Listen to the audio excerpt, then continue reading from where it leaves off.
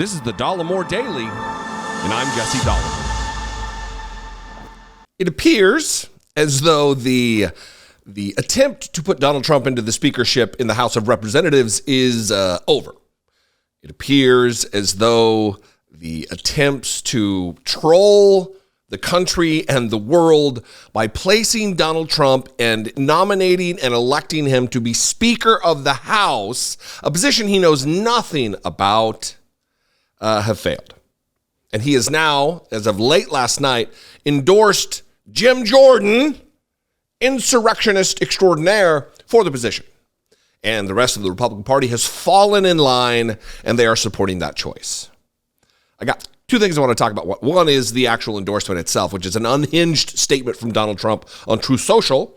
And the other is a statement from Liz Cheney yesterday at the University of Minnesota, where she dedicated a brief moment to talk about what exactly is at stake and what we are looking at with a Jim Jordan Speaker of the House. First, let's get to Donald Trump's statement on Truth Social. Congressman Jim Jordan has been a star long before making his very successful journey to Washington, D.C., representing Ohio's 4th Congressional District. Respected by all,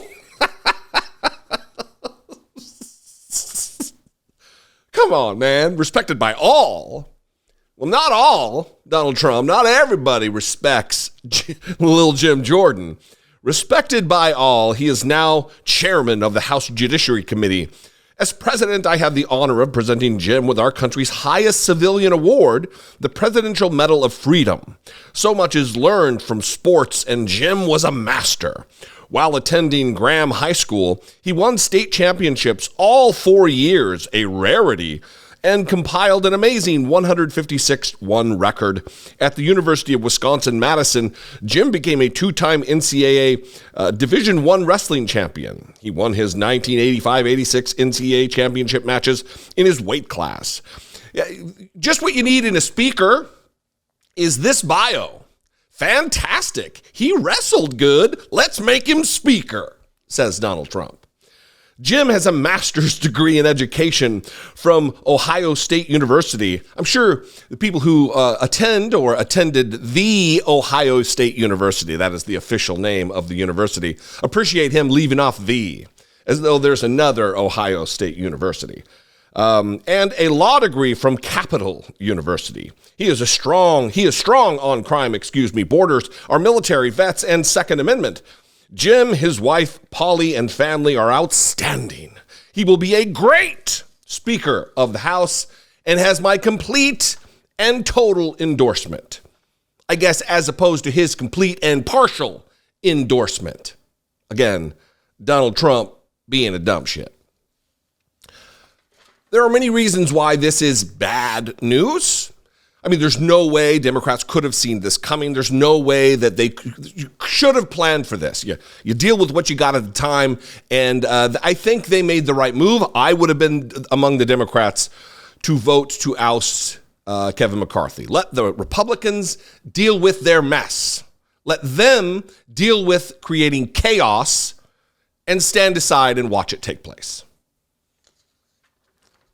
Very few in the Republican Party are now taking any stand whatsoever against Jim Jordan and just the Republican Party in general. Certainly no one who's elected, because those people who were critics of the party, of Donald Trump, of the extreme MAGA wing, they're all the MAGA wing, but the extreme MAGA wing, if you were a critic of it, you got ousted. You were unelected. You were beaten in an election like Liz Cheney. She had this to say at the University of Minnesota, and I would pay attention to the things she says because really nobody knows Jim Jordan better than another Republican who served with him for years. Watch this. Now, let me say one more thing about what's happening now in the House. Reports are that there's going to be a speaker's race now that will involve Jim Jordan.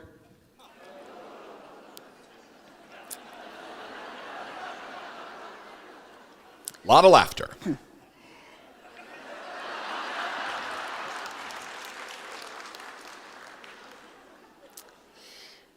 Now, there's a lot I could say about Jim Jordan.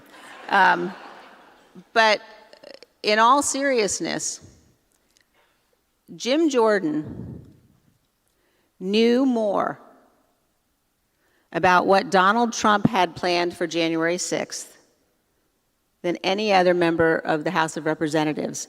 Jim Jordan was part of the conspiracy in which Donald Trump was engaged as he attempted to overturn the election.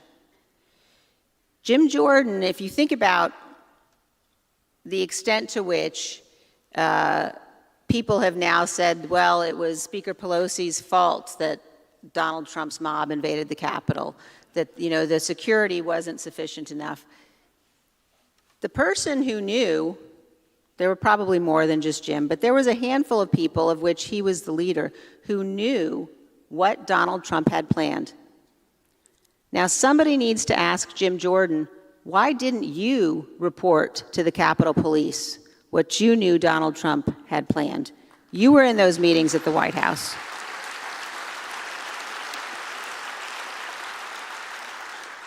And if the Republicans decide that Jim Jordan should be the Speaker of the House, there will, and by the way, I don't think that's going to happen. I think he'll lose.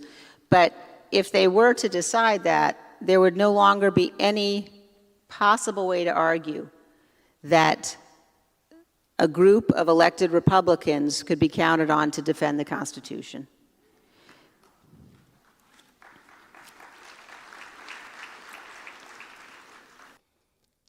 That's saying a lot, and that's from a Republican. And not some wishy-washy Republican. This is a woman who stands for, who at her core believes in reprehensible things relative to policy, relative to gay rights, relative to equality, relative to diversity and inclusion, relative to immigration. She's one of the worst. She just happens to be right about this one particular thing, and that is the continued existence of democracy in America. So when she says that Jim Jordan, she knows because she was the vice chair of the House Select Committee investigating the insurrection, that Jim Jordan knew what Donald Trump had planned. That Jim Jordan was a member, a participant in the conspiracy to end democracy in America. When she says it, we should listen. When she says it, Republicans should listen. Knew what Trump had planned. She also thinks he will lose. I'm going to bow out of making predictions concerning the speakership at this point. I was wrong about McCarthy being removed. Didn't count on Nancy Mace. Didn't count on Tim Burchett and his prayers, his bat phone to Jesus. I would love to know what you think about this. I was going to continue, but I think that's it. I think I would throw it to you. You can talk about it in the comments. You can call, leave me a voicemail, 714-576-4054. Of course, as always, you can email me daily at dollemore.com. If you want to help support my work, produce what I do here, help grow this operation, click the join button below, become a channel member right here on YouTube for $2 a month. You can click the super thanks button and give a contribution right now, not on a monthly basis. Or if you are already on Patreon or you're curious, if you're Patreon curious, you can go over to patreon.com/IDoubtItPodcast and help support the work we do right there.